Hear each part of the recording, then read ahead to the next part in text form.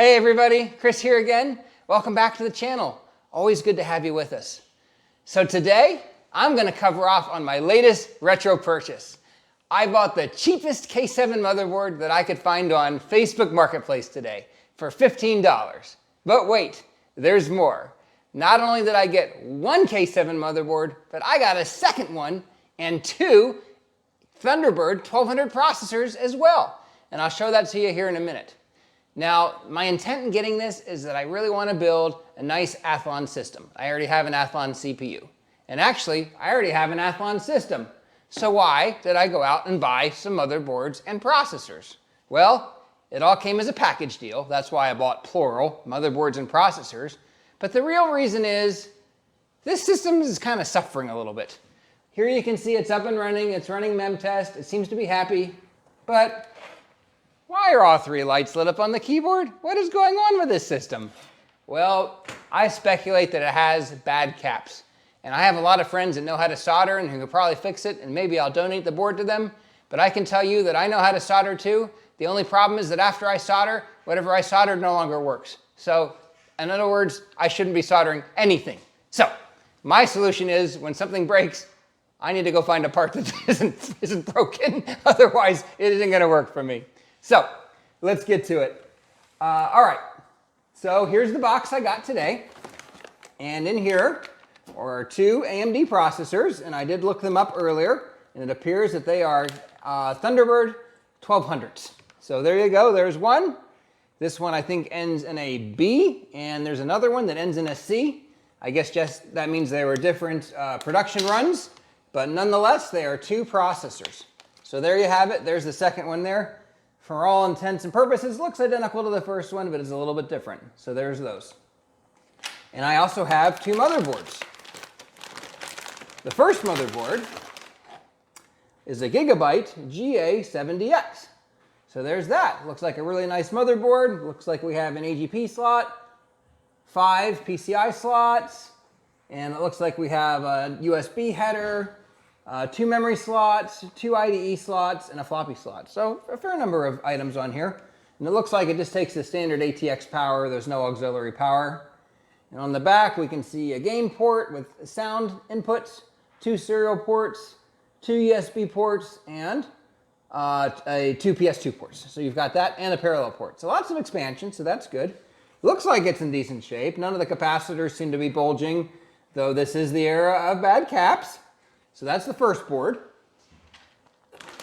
And as for the second board, it's very similar to the one that I have right now, in that it's an MSI K7 N2 Delta 2.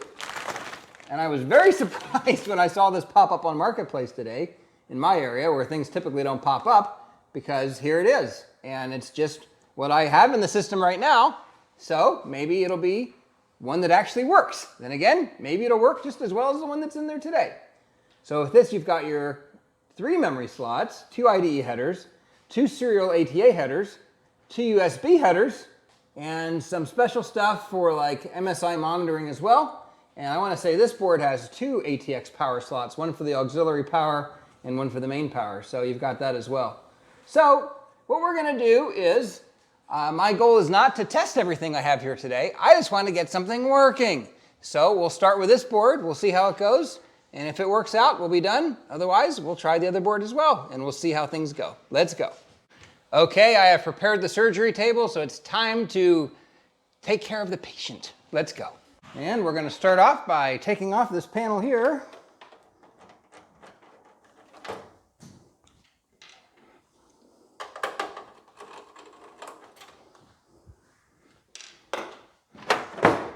Okay, throw that off to the side. Take out a few expansion cards. We've got our video card here, and we've got our MSI monitor card of sorts. Kind of provides you some state monitoring. I'll go ahead and pull that out first, since, well, that's where I started. No good reason. Pull that out. And it looks like there's a header that goes there as well. And let's pull out this lovely AGP video card. Get that out. Okay. Little latch here that we have to pull. And out it goes. Ooh, that puppy is nice and warm. Asus V711 Pro 64. Not a particularly high quality card, but it gets the job done. I've never really been much of a gamer, so for me, that's perfectly fine. So now we can go ahead and disconnect power. Got power in two places. Disconnect the fan. Also disconnect your IDE, which is your hard drive and DVD-ROM drives, and the floppy drive. And we'll disconnect the USB header, power switch, reset switch, speaker. Yep, speaker, there you have it. All right, now we're down to the bare basics. It's time to pull the board out, and then we'll take out the memory and the CPU. So I'm gonna go this way for just a minute. And we've got 1, 2, 3, 4, 5 screws to take out, it looks like. So let's go ahead and take care of that. Guess there's a couple of places on this board where they were scoped to put capacitors, but didn't. That's probably a blessing. I think we've all seen enough bad capacitors from this era. We don't need any more. Pull that out there. This as well.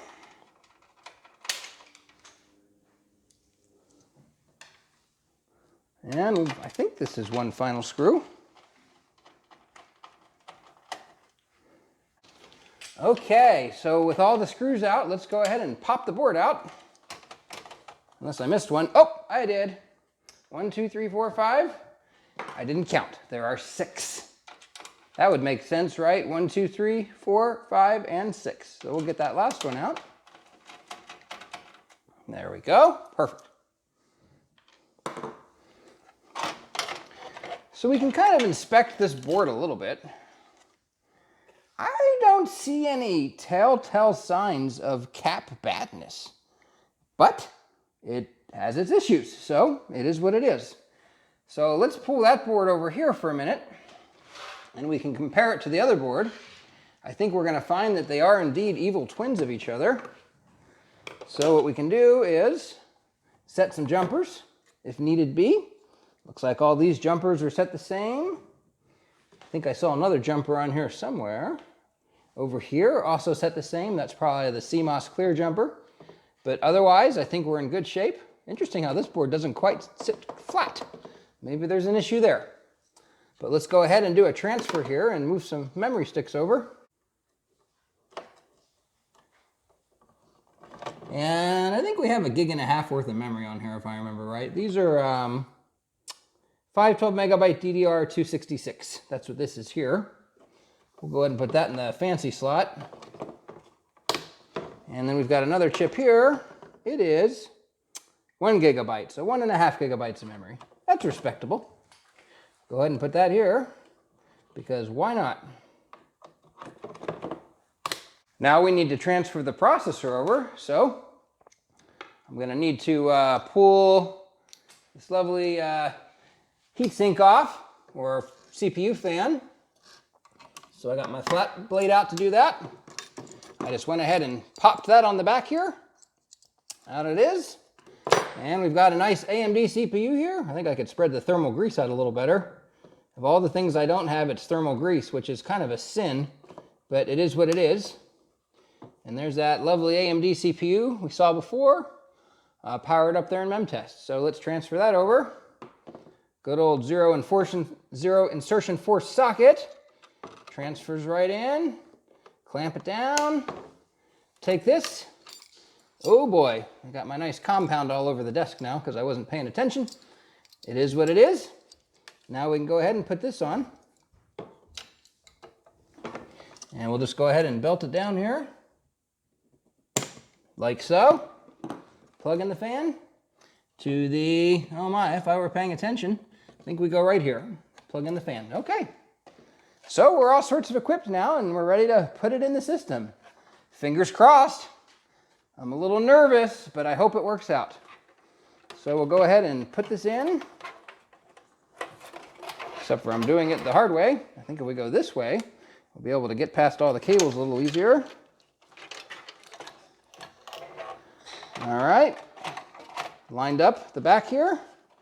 Put in a couple of screws, see what we get.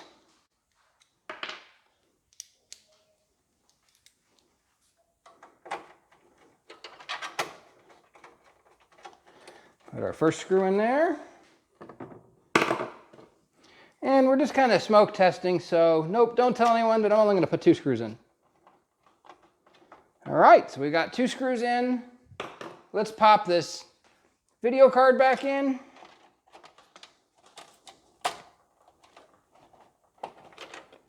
And latch it down so I can get this right. There we go. Lock in place, perfect. And let's see if we can find where our power switch goes again.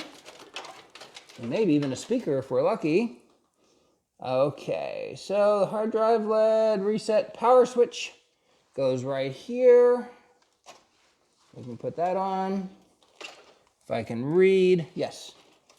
Goes right here, looks like. And the speaker, which is always good to have, I believe was right here. So that's all we're gonna do. Ladies and gentlemen, get your fire extinguishers ready. Let's hook a fan in. Oh, you know what else we need to hook in? Power. You know, it helps. Let's go ahead and hook power in. All right. Main power there. And we need the aux power, which can go over here. Make sure we got the right aux power. On one board, I hooked in the wrong aux power, and that was not a good thing. Yep, we should be good. All right, let's hook in video and power and keyboard and mouse. Though we don't technically need the mouse, we'll hook it in anyway. Keyboard's down here. All right, I think we've got enough to do a smoke test. Let's see if we have any smoke. Here we go. Power button. Woo! I see signs of life, guys. I hear a beep. Let's see if we get any video. And we even have video. That's great. We might be in business here. Detected the memory, all of it. Of course, it's not going to detect any drives since we haven't put them in. Floppy disk fail, of course, and CMOS checksum failure. Of course, that means we've got a dead CMOS battery. Well, I'll tell you what. CMOS battery on the other board really isn't all that old. So I'm just going to reach in here and pop it on out if I can. Ooh, look at that. Magnet right on. Let's take that out. What kind of battery is that? Just curious. Panasonic. Okay. And we'll just take this Duracell that I picked up at the local grocery store a while back and put on this board. Pop it off here, and we'll put that in here. Because I'm feeling good about this board here. It's gonna work. Let's hope. So now let's go ahead and hook in our CD-ROM and our hard drive. This here appears to be the hard drive. See if we can hit that on the primary channel. Primary channel is towards the back. This is IDE 1. That's IDE 2. We'll go ahead and hook that in.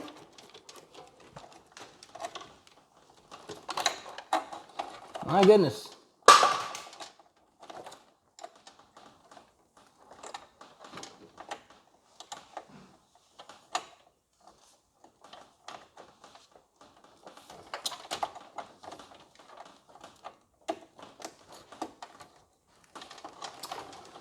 Well, it looks like in a previous life, some of the pins got a little bent, so we're going to use this IDE cable as a forcing function to straighten them out again. Kind of start over there on the left, my left, work our way to the right. I think we got it. Yep, hopefully we didn't bend any pins. We will see. And then from there, we can hook in the DVD-ROM drives. I think I said CD-ROM. They're actually DVD-ROM to IDE 2. And that went in a little easier. And the floppy drive, which happens to be a Gotek. We can hook that in as well.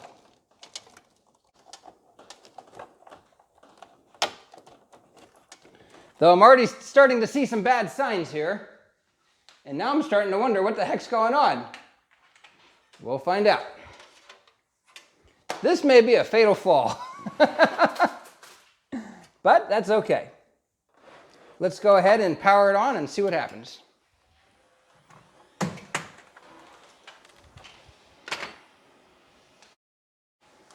Got our video there. Try to press delete to go into setup. Nothing. So this just may be a fatal flaw on this motherboard.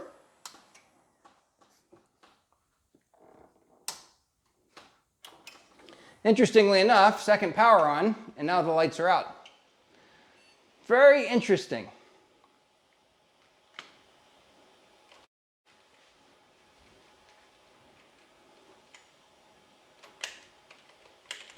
Nothing. Very interesting. Let's just have a look here. Yeah, I think the top's supposed to be keyboard and the bottom is supposed to be, or the top's supposed to be mouse, the bottom's supposed to be keyboard. Maybe it's kind of reversed. Though I seem to remember going through this exercise before, so let's give it a shot. See if that makes any bit of difference whatsoever. Otherwise, are you thinking what I'm thinking? Yeah, I think you are.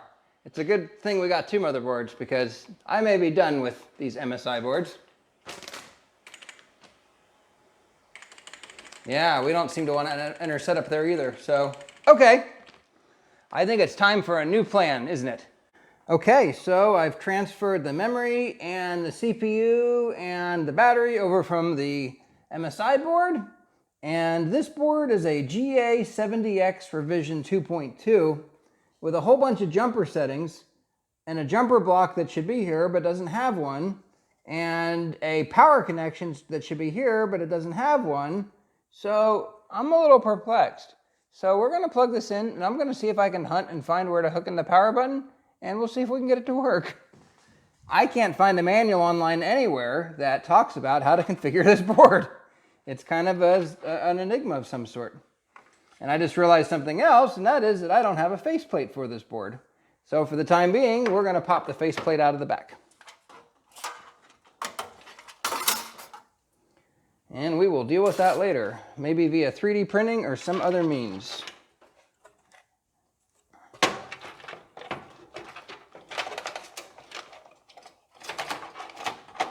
All right, so we're going to put that in there. And we'll go ahead and put in a couple of screws, just enough to get it going. And we'll see if we can find the power button for it. And I presume that the CPU speed is set via the BIOS. All right, 2 screws, that should do it. This one just has a primary ATX power. There's no secondary, so we'll hook in the primary power, like so. Put in an AGP video card and grab the fire extinguisher. We'll see if we can make anything happen with this board.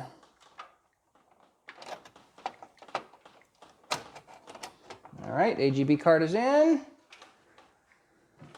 Let's grab the keyboard and the mouse. So I really only need a keyboard to get started. Put that in probably here. Oh, we're going to definitely need a faceplate at some point, but we'll deal with that when the time comes. Grab the monitor cable, which has gotten away from me and is now stuck. There we have it. Plug that in and grab power. Okay. I saw the keyboard light up, so that's a good sign. Now let's see if we can guess where the power button goes. I'm going to start with over here. Let's see if we get it right on the first try. Nope. Now we get to go hunting.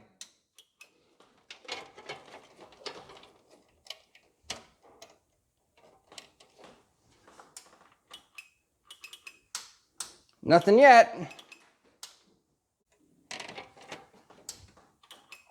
Hey, we found it. All right, let's see what we get over here on the screen, if anything.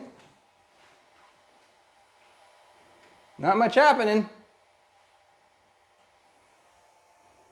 No smoke. Yeah, I'm not too optimistic about this board. Let's try to power it down. And power's on and off, that's good.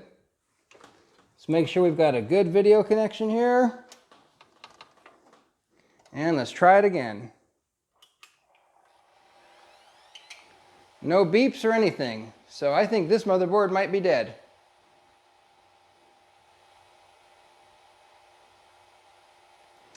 Yeah, that doesn't look to be a good sign. So either the board is dead, maybe it doesn't support this sort of a CPU, maybe it doesn't support this sort of memory. But in any event, I think we're going to probably go with the MSI board for now. And we will deal with that little startup issue with the keyboard. That's all we can do. Okay, so after giving the Gigabyte motherboard the boot, we are back to the MSI motherboard.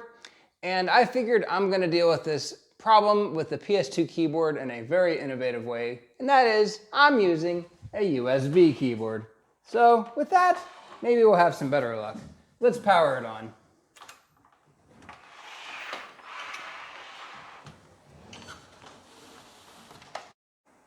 There's our startup screen there. I've hit the delete key to go into setup.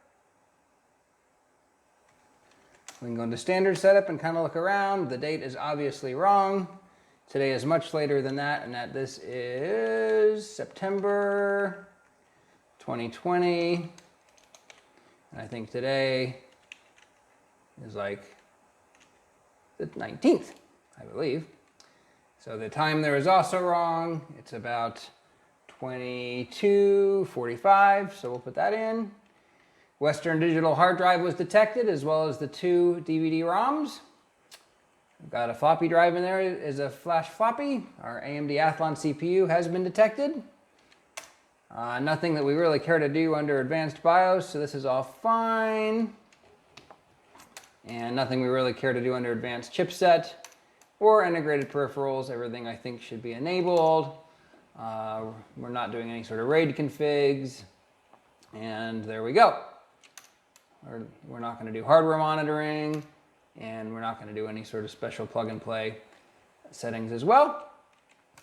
And the cell menu, that's kind of showing you what's going on. It's currently optimized for those particular settings. So that's fine as well. Okay. We're not going to do any sort of overclocking or otherwise. We'll just leave it as is. So let's go ahead and save these settings.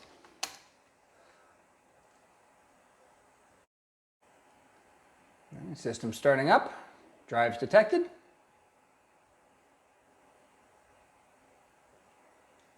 And we'll boot into Windows 2000. Looks like we've got a working mouse and keyboard, so that's good. Looks like Windows 2000 started right up. So far, so good. If we're able to boot it, we can go to My Computer and look at Properties.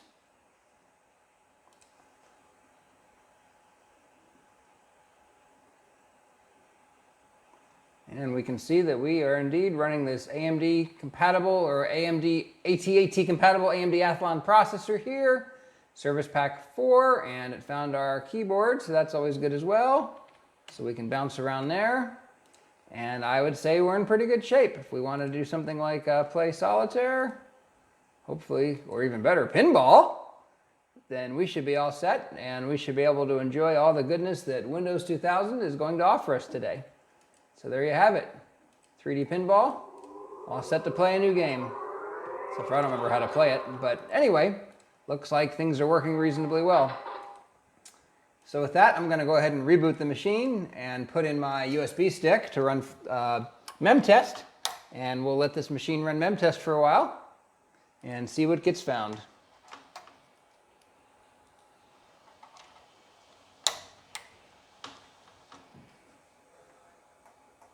All right, there we are on disk image 2, and it'll boot in and it'll run memtest.